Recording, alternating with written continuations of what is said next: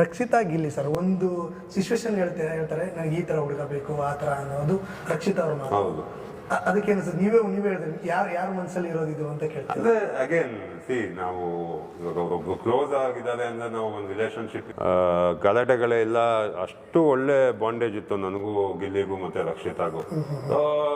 ಗಿಲ್ಲಿ ನನ್ನ ತಮ್ಮನ ತರ ಇದ್ದ, ಅವಳು ನನ್ನ ತಂಗಿ ತರ ಇದ್ದ.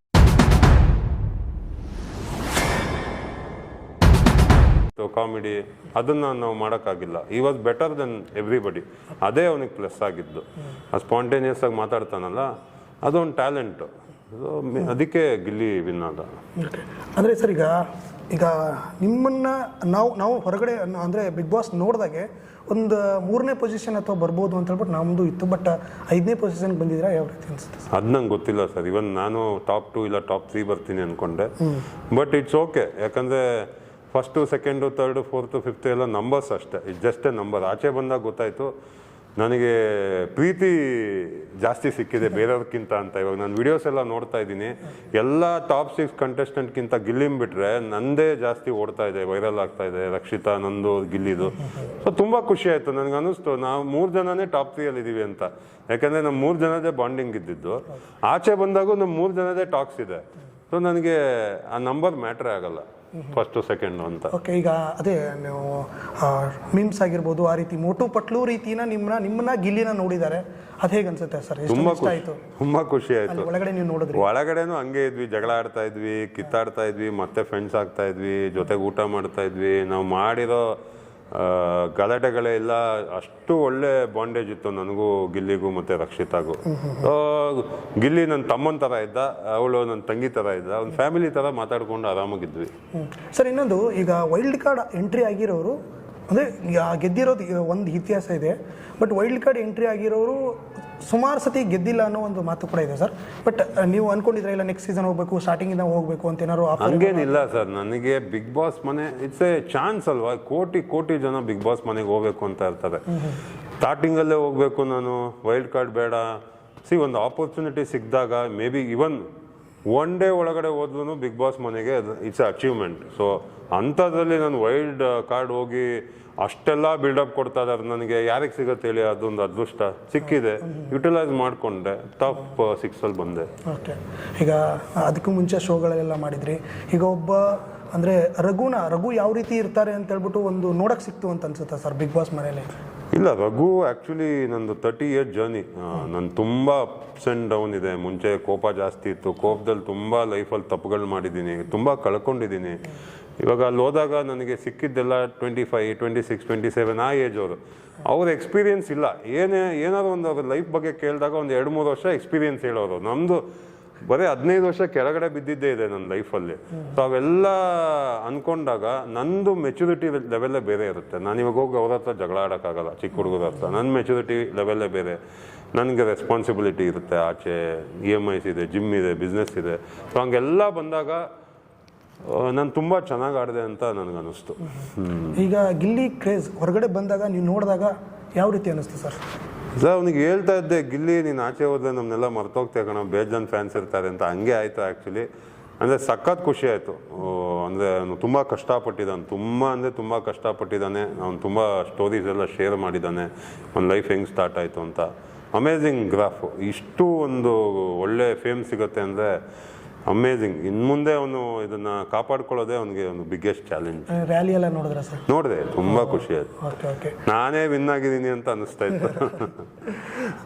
ಓಕೆ. ಇವಾಗ ಸರ್ ಅದೇ ಅವರ ಒಂದು ಗೆದ್ದಿರೋದು ನಿಮಗೆ ಮನಸ್ಪೂರ್ವಕ ಇದೆ? 100%. ನಾನು ಹೇಳ್ತಾ ಇದ್ದೀನಲ್ಲ, ನನಗೆ ಅವನು ವಿನ್ ಆಗಿದ್ದು ತುಂಬ ಖುಷಿ. ನಾನು ಟಾಪ್ 3 ಬಂದಿದ್ದೆ ನಾನೇ ಕಪ್ ವಿನ್ ಆಗಿದ್ದೀನಿ ಅಂತ ಅನ್ನಿಸ್ತಾ ಇತ್ತು. ನಮ್ಮ 3 ಜನದಲ್ಲಿ ಯಾರು ವಿನ್ ಆಗಿದ್ರು ನಂಗೆ ಖುಷಿ ಆಗಿರೋದು. ನನಗದೇ 100% ಶೋರ್ ಇತ್ತು ಗಿಲ್ಲಿ ವಿನ್ ಆಗ್ತಾನೆ ಅಂತ. ಅದೇ ಸರ್, ಈ ಒಂದು ಅಂದರೆ ಅಭಿಮಾನಿಗಳಲ್ಲಿ ಟ್ಯಾಟೋಗೆ ಹಾಕೊಳ್ಳೋರು ಕೂಡ ನೋಡಿದ್ರೆ ಅನ್ಕೊಳ್ತೀನಿ. ಹೇಗೆ ಅನ್ನಿಸ್ತು ಸರ್? ಅಂದರೆ ಅಲ್ಲಿ ಕೂಡ ಟ್ಯಾಟೋ ಹಾಕೊಂಡವ್ರು ಒಬ್ರು ಬಂದಿದ್ರು, ಬಟ್ ಹೊರಗಡೆನೂ ತುಂಬ ಜನ ಗಿಲ್ಲಿನ ಟ್ಯಾಟೋ ಹಾಕೊಂಡಿದ್ದಾರೆ. ಇವಾಗ ಅದೇ ಅಷ್ಟು ಕ್ರೇಜ್ ಇದೆ. ಅಂದರೆ ಗಿಲ್ಲಿನ ಪ್ರೀತಿ ಮಾಡೋರು ತುಂಬ ಜನ ಇದ್ದಾರೆ. ಒಬ್ಬರು ಟ್ಯಾಟೋ ಹಾಕ್ಸ್ಕೊತಾರೆ. ಅಂದರೆ ಟ್ಯಾಟೋ ಅಂದರೆ ಲೈಫ್ ಲಾಂಗ್ ಅವ್ರ ಜೊತೆ ಕ್ಯಾರಿ ಆಗುತ್ತೆ. ಅಂದರೆ ಎಷ್ಟು ಕ್ರೇಜ್ ಇದೆ ಗಿಲ್ಲಿ ಬಗ್ಗೆ ಅಂತ ಇದ್ರಲ್ಲಿ ಗೊತ್ತಾಗುತ್ತೆ. ನಾವು ಬರೀ ಸುದೀಪು, ದರ್ಶನ್ ಸರ್ಗೆ ಟ್ಯಾಟೋ ಹಾಕ್ಸೋದು ನೋಡಿದ್ದೀವಿ. ಸೊ ಒಬ್ಬ ಯೂಟ್ಯೂಬಲ್ಲಿ ಬಂದು ಬಿಗ್ ಬಾಸ್ ಮನೇಲಿ ಇಷ್ಟು ಕ್ರೇಜ್ ಮಾಡೋದು ಅಂದರೆ ಇಟ್ಸ್ ರಿಯಲಿ ಅಮೇಝಿಂಗ್. ಯಾಕಂದರೆ ಸುಮ್ಮನೆ ಅಂತೂ ಯಾರಿಗೂ ಫೇಮ್ ಸಿಗಲ್ಲ. ಗಿಲ್ಲಿ ಒಂದು ಎಕ್ಸ್ಟ್ರಾರ್ಡಿನರಿ ವ್ಯಕ್ತಿ. ಏನೋ ಮಾಡಿದಾನೆ ಅಂದಿದ್ದಕ್ಕೆ ಅವನಿಗೆ ಈ ಫೇಮ್ ಸಿಕ್ಕಿದೆ. ಸುಮ್ಮನೆ ಹೋಗ್ಬಿಟ್ಟೆ ಬಿಗ್ ಬಾಸ್ ಮನೆಯಲ್ಲಿ ಆಚೆ ಬಂದೆ ಅಂತ ಆ ಥರ ತುಂಬ ಜನ ಮಾಡಿದ್ದಾರೆ. ಅವ್ರಿಗೆ ಯಾಕೆ ಫೇಮ್ ಸಿಕ್ಕಿಲ್ಲ? ಫೇಮ್ ಏನಿಗೆ ಸಿಕ್ಕಿದೆ ಅಂದರೆ is very talented. Okay sir, ಈಗ ಈ ಒಂದು ರೀತಿ ನೋಡೋ ರೀತಿ ಚೇಂಜ್ ಆಗುತ್ತೆ ಸರ್. ಯಾಕಂದರೆ ಈಗ ಒಬ್ಬ ಟ್ಯಾಟೋ ಹಾಕ್ಸ್ಕೊಂಡಿದ್ದಾನೆ ಅಂದರೆ ಕೆಲವು ನೆಗೆಟಿವ್ಗಳು ಕೂಡ ಬರುತ್ತೆ. ಯಾವ ರೀತಿ ಅಂದರೆ ನಿಮ್ಮ ತಂದೆ ತಾಯಿಯವರ ಟ್ಯಾಟೋ ಹಾಕ್ಸ್ಕೊಳ್ಳಿ, ಮತ್ತು ಬೇರೆಯವ್ರು ಇದನ್ನ ಮಾಡ್ಕೊಳ್ಳಿ, ನಿಮ್ಮನ್ನು ಯಾರು ಬೆಳೆಸಿದ್ದಾರೆ ಅವ್ರು ಟ್ಯಾಟೋ ಹಾಕ್ಸ್ಕೊಳ್ಳಿ ಅಂತ ಹೇಳ್ಬಿಟ್ಟು ಆ ಒಂದು ಮಾತಿಗೆ ಏನು ಹೇಳ್ತೀರಾ ಸರ್? ಅದು ಅವ್ರವ್ರ ಪರ್ಸ್ನಲ್ ಚಾಯ್ಸು ಸರ್. ನಾವು ಏನೂ ಹೇಳೋಕ್ಕಾಗಲ್ಲ. ನಾವು ಹೋಗಿ ಏನಕ್ಕೆ ಟ್ಯಾಟೋ ಹಾಕ್ಕೊಂಡಿದ್ದೀವಿ ಅಂದರೆ ನಿನಗೇನು, ನನ್ನ ಬಾಡಿ ನಾನೆಲ್ಲ ಏನಾದ್ರು ಮಾಡ್ಕೊತೀನಿ ಅಂತಾರೆ. It's personal choice. ಅದನ್ನು ನಾವು ಅಪೋಸ್ ಮಾಡೋಕ್ಕಾಗಲ್ಲ, ಏನೂ ಮಾಡೋಕ್ಕಾಗಲ್ಲ. ಅವ್ರಿಗೆ ಆ ಗಿಲ್ಲಿ ಮೇಲೆ ಅಷ್ಟು ಖುಷಿಯಾಗಿ ಹಾಕ್ಸ್ಕೊಂಡಿದ್ದಾನೆ, ಒಂದು ಅಭಿಮಾನ. ಅದನ್ನು ನಾವು ಯಾಕೆ ಹೆಂಗೆ ಸ್ಟಾಪ್ ಮಾಡೋಕ್ಕಾಗತ್ತೆ? ಅದನ್ನು ನಾವು ಬೇರೆ ರೀತಿ ನೋಡಲೇಬಾರ್ದು. ಅವ್ರಿಗಿಷ್ಟ, ಅವ್ರು ಹಾಕ್ಕೊಂಡಿದ್ದಾರೆ, ಅವ್ರ ಬಾಡಿ ಅವ್ರು ಕ್ಯಾರಿ ಮಾಡೋದು ಥ್ರೂ ಔಟ್ ದ ಲೈಫ್. ಅವ್ರ ಇಷ್ಟ, ಅವ್ರು ಮಾಡೋದು. ಈಗ ಗಿಲ್ಲಿ ಕಾವ್ಯ ಪೇರ್ ಅಂದರೆ ನೀವು ಹೊರಗಡೆ ಬಂದಾಗಲೂ ನೀವು ನೋಡಿದ್ರೆ ಅನಿಸುತ್ತೆ, ಹೊರಗಡೆ ಎಲ್ಲ ಅವ್ರದೇ ಕಟೌಟ್ ಇತ್ತು, ಅವ್ರು ನಿಲ್ಲಿಸ್ಬಿಟ್ಟು ಹಾರ ಹಾಕೋದಾಗಿರ್ಬೋದು. ಅವ್ರ ಪೇರ್ ಬಗ್ಗೆ ಅಥವಾ ಅವರ ಫ್ರೆಂಡ್ಶಿಪ್ ಬಗ್ಗೆ ಯಾವ ಹೇಳ್ತೀರಿ?